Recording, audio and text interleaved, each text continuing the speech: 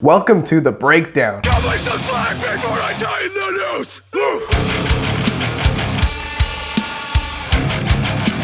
The Root of All Evil. This is the third LP and the second LP released on Chris Franzak's Stay Sick Records from the Cali Deathcore band.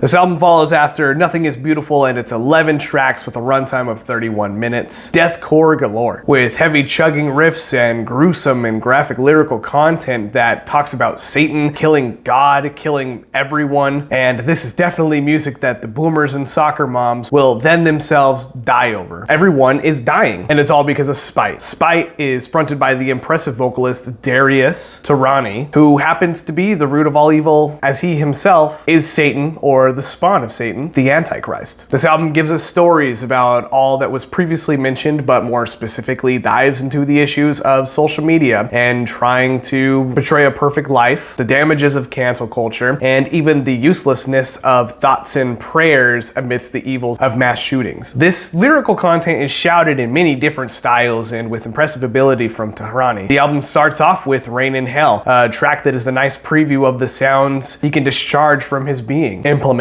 highs, lows, squeals, brutal gutturals, low growls. All of this is within this one track, but it's also a nice preview of what's to come on the rest of the album. And even within the track, the band reminds us who they are as they call out their own band name, Spite. Truth be told, this kind of call out is actually powerful in the sense of band plus community. For live shows, the crowds and the fans can passionately scream out their favorite band's name towards the band, thus leaving the band feeling the greatness of people yelling their name. Though some think that this may be corny or goofy, I actually like it a lot. But this is not to say that there isn't corny lyrics on the record, and we'll dive into that soon. But back to inserting said band's name into the lyrics, especially if it's in good taste and at the beginning of an album, as it is in this case, this can prove to be a strong and effective tactic to get the listener interested and ready for what's to come. Spite is no stranger to throwing their name into the songs, as they've done this on previous albums and previous tracks such as Morning Sting. Another common feature of Spite music is the use of murder in the lyrics. Rain in Hell continues as it builds this picture of mass shootings, a picture coming from the perspective of a deranged kid looking to kill. The murderers are always remembered, whereas the victims become another statistic to gun violence. People only react with flooding their social feeds and mindlessly and automatically speaking out thoughts and prayers, but thoughts and prayers don't really do anything, do they? The only thing that will ever help in this kind of situation is change, but Tirani questions if the conversation and argumentation over opinion will actually do anything or make a change. Other songs speak about murder, the killing of God, and even the mob-style sinking of Tirani's old self in The Offering, Remember This,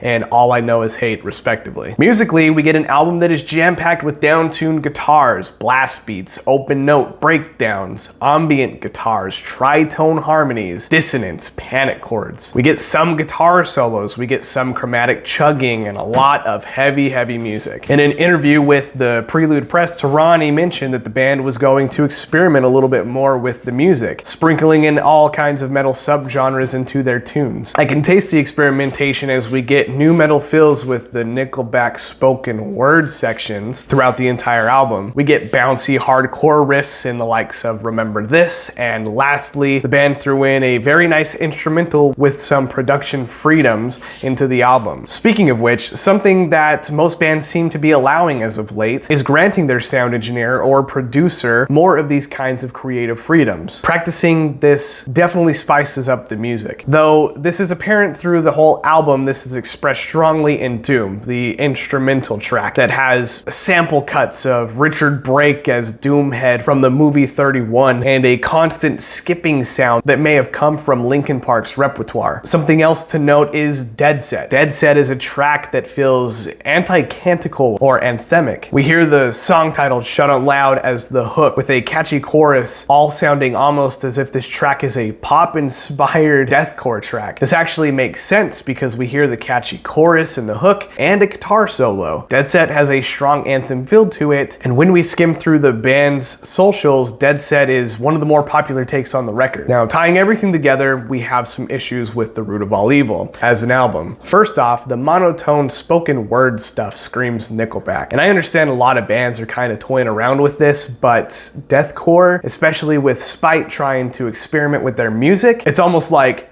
tell me what you want, so what you need. It's just like Rockstar by Nickelback, but hey, I guess they are rock stars considering that the owner of the label that they're signed to is Chris Franzak. The guitar solos in Dead Set and Remember This, they aren't terrible, but they don't seem to serve a purpose to the growth and the buildup of the music. The guitar solos, they don't shred, they don't build the melody, they're just there, and they don't really serve a purpose. The choices of The Root of All Evil and Judgment Day as the singles kind of has me clueless. Maybe these tracks were chosen as the singles because they're musically different from the previous approaches Spite has taken, but these tracks are plotting and uninspiring. When looking at The Root of All Evil, the title track of the record, this track had me giggling at the lyrics and the delivery. Yeah, I am the root of all evil.